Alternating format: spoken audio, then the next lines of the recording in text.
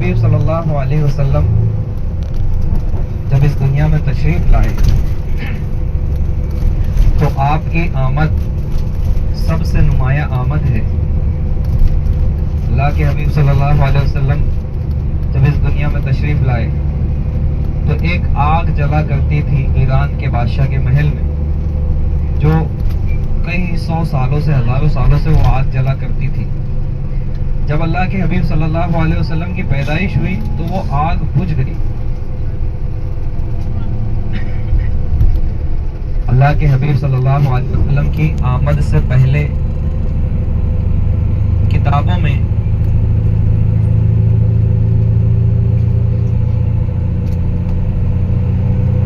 آپ کے آنے کا ذکر ہو چکا تھا۔ کسی کتاب میں لکھا تھا کہ ایسا نبی بھیج رہے ہیں کہ اگر خشک پتوں پر بھی پیر رکھ دے تو آواز نہ آئے۔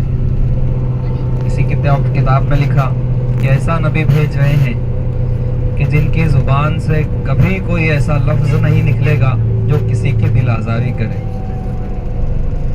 اللہ کے حبیب صلی اللہ علیہ وسلم اعلان نبوت سے پہلے کفار مشرکین کے درمیان صادق اور امین کے نام سے مشہور تھے۔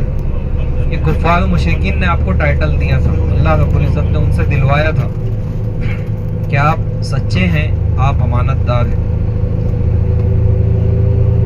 اللہ کے حبیب صلی اللہ علیہ وسلم اعلان نبوت سے ہی پہلے جب حجر اسود کی تنصیب کا معاملہ پیش آیا تھا تو قریش مکہ کے درمیان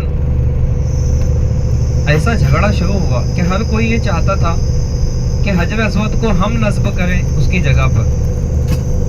تو مکہ کے سرداران جمع ہوئے اور یہ طے کیا کہ کل صبح جو سب سے پہلے حرم میں آئے گا ہم اس کے ہاتھ سے حجر اسود کو اس کی جگہ پر تنصیب کریں گے، حجر اسود کو اس کی جگہ پر رکھیں گے۔ اب سب انتظار کرنے کے لیے بیٹھ گئے۔ صبح سب سے پہلے اللہ کے حبیب صلی اللہ علیہ وسلم مسجد میں حرم میں آئے تو کفار مشرکین کی زبان سے نکلتا ہے چلو اچھا یہ تو صادق ہے، امین ہے، ان کے ہی ہاتھوں سے لگنا چاہیے۔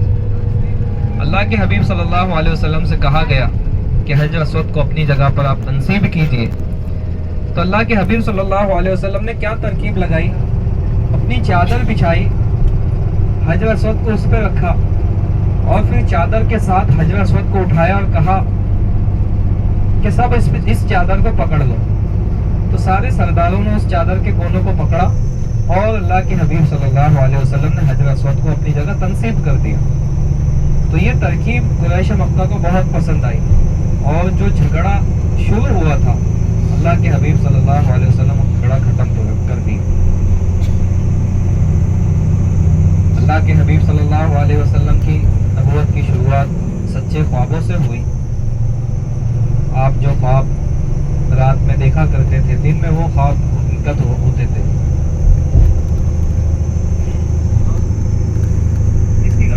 یہ دیکھو یہ سامنے جو ٹرین آ رہی ہے حرمین ہائی اسپیڈ ٹرین ہے، سامنے نظر آ رہی ہے؟ ارے اٹھا دو پورا۔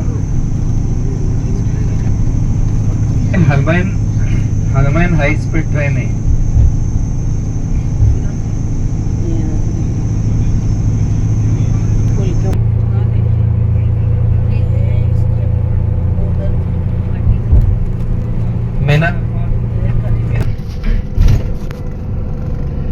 اور اللہ کے حبیب صلی اللہ علیہ وسلم کے قلب اطہر میں اپنی امت کے لیے ایسا غم ہے کہ جو کسی نبی کے دل میں ویسا غم نہیں ہے کہ جب نفس نفسی کا عالم ہوگا حضرت عیسیٰ علیہ السلام یہاں تک کہیں گے کہ میں اپنی ماں مریم کا بھی سوال نہیں کرتا۔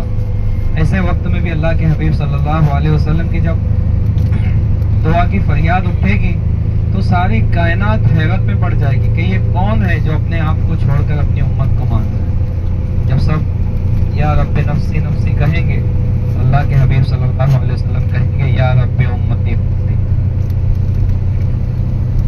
سیدھے ہاتھ کی طرف دیکھو دور نظر آ رہے ہیں، سب سے نمایاں پہاڑ ہے وہ جبل نور۔ ابھی اس طرف جو ہے وہ پہاڑ کے پیچھے نظر آئے گا، ہم لوگ آگے بڑھیں گے۔